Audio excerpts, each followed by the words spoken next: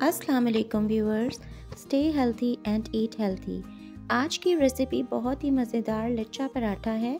बहुत ही मज़े से ये लेयर्स वाला पराठा हम आसानी से घर में तैयार कर सकते हैं, जिसे आप अचार, चटनी या कबाब के साथ इंजॉय कर सकते हैं। तो बहुत ही मज़े की ये रेसिपी होने वाली है। तो चलें स्टार्ट कर लेते हैं आज की रेसिपी को।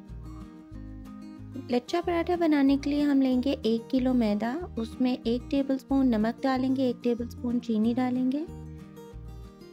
यहाँ पर 1 कप दूध है जो कि बिल्कुल नॉर्मल टेम्परेचर पे है, ना ठंडा है ना गर्म है। और 1 कप पानी मैंने लिया है, ये भी रूम टेम्परेचर पे है, नॉर्मल टैप वाटर। और डो हम बनानी शुरू कर देंगे, अच्छी तरह से मिक्स करेंगे। और देखें अभी तक मैंने सिर्फ 1 कप पानी यूज़ किया था और अब मुझे और पानी की ज़रूरत होगी, तो मैं फिर 1 कप और पानी लूँगी, लेकिन एक साथ सारा नहीं डाल देना, थोड़ा थोड़ा करके हम डालेंगे जितनी हमें ज़रूरत होगी और डो बनाते जाएंगे। देखिए इस तरह से मैंने डो को नीट कर लिया है और तकरीबन 5 मिनट गूंदने के बाद ये आटा तैयार हो गया है। और इसे अब हमने बाउल में डाल के ऊपर से ऑयल इस तरह से लगा के और इसे हम कवर करके रख देंगे तकरीबन 10 मिनट के लिए। 10 मिनट के बाद ये देखें, इसे मैंने अनकवर्ड किया और ये कितना सॉफ्ट टेक्सचर आटे का है जो तैयार हुआ है। यहाँ पर मैंने खुश्क मैदा डस्ट कर लिया था और आटा निकाल लिया था बाउल में से।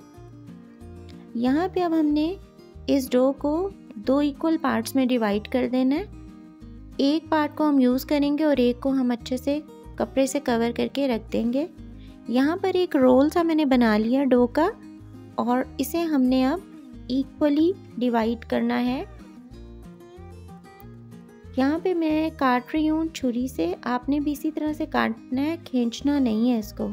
और यहाँ तकरीबन 6 पेड़े मेरे बन जाएंगे और इस तरह से हमने बस ढीले हाथ से जो है वो पेड़े बना लेने, बहुत ज़्यादा इसको हमने दबाना नहीं है। तो यहाँ पर 6 पेड़े तैयार हो गए हैं और इसके ऊपर हम ब्रश कर देंगे ऑयल को ताकि इस पर ड्राइनेस ना आए।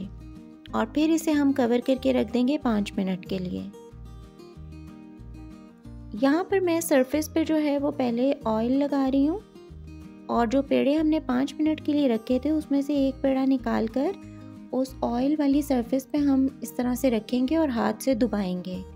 अच्छी तरह से हाथ से फैला लेंगे इस पेड़े को। और याद रहे कि यहाँ पर हमने खुश्क मैदा नहीं यूज़ करना। और अब बेलन लेंगे और इसे हम अच्छी तरह से फैलाएंगे। यहाँ पर भी आपने बिल्कुल भी खुश्क मैदा नहीं इस्तेमाल करना, बड़ी आसानी से पेड़ा जो है वो फैल जाएगा क्योंकि ऑयली है। और ये देखें फैला फैला के आपने बहुत पतला कर लेना है और ये देखें कितना पतला है ये। और अब हम इस पर घी यूज़ करेंगे। यहाँ पर आपने घी ही यूज़ करना है, ऑयल नहीं यूज़ करना। घी लगाने के बाद ऊपर हम खुश्क मैदा डस्ट करेंगे अच्छी तरह से। मैदा डस्ट करने के बाद अब हम इसकी फोल्ड करेंगे। ये देखें इस तरह जैसे लेयर्स हम कपड़े की लेयर्स बनाते हैं, इस तरह से एक सीधा उल्टा इस तरह करके और हमने इसकी लेयर्स बना ली। इसे थोड़ा सा स्ट्रेच करेंगे और अब ये देखें उंगली के ऊपर आपने इसको फोल्ड करना है इस तरह से। बहुत टाइट नहीं करना, ढीला सा फोल्ड करना है। इस तरह आपने लंबा सा एक रोल सा बना लेना है। और ये ऑल टुगेदर मेरे पास 6 रोल्स जो हैं वो तैयार हो गए थे और 5 मिनट के लिए मैंने कवर कर दिया।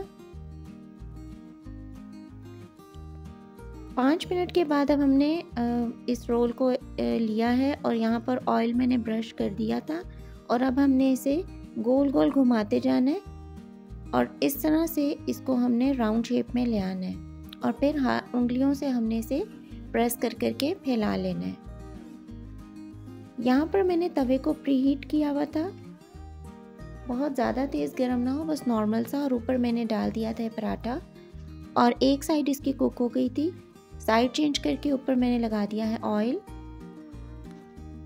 ऑयल लगाने के बाद अब इसे मैं टर्न ओवर करूँगी इस तरह से और इसे हम स्पैचुला से इस तरह से प्रेस कर लेंगे। कोई भी आप चम्मच ले लें उससे आप प्रेस करें और दूसरी साइड पर भी हम इसे ऑयल लगा देंगे। और ये देखें कितनी ही मज़े के लेयर्स वाला पराठा हमारा रेडी हुआ है। एक साइड इसकी तैयार हो गई है, ये देखिए कितना अच्छा फ्लेकी है ये। इसकी लेयर्स जो हैं वो अच्छे से खुल रही हैं। दूसरी साइड को भी हम ऐसे ही प्रेस करेंगे और अब ये टर्न ओवर करके हम देखेंगे कि दूसरी वाली साइड कैसी रेडी हुई है। ये देखें, दूसरी साइड भी कितनी फ्लेकी है, सारी लेयर्स खुल रही हैं। तो बहुत ही मज़ेदार सा हमारे फ्लेकी पराठे जो हैं वो तैयार हो गए हैं। ये देखिए, मैं तोड़ के भी आपको दिखाती हूँ। ये देखिए कितनी सारी इसकी लेयर्स हैं और बहुत ही मज़ेदार ये लगता है। अचार के साथ, चटनी के साथ या कबाब के साथ आप खा सकते हैं, नाश्ते में या शाम को टी टाइम में भी आप खा सकते हैं। तो ब्रेकफास्ट के लिए तो ये बहुत ही ज़बरदस्त रेसिपी है। तो आई होप आपको ये आज की रेसिपी पसंद आई होगी। टिल देन, अल्लाह हाफ़िज़।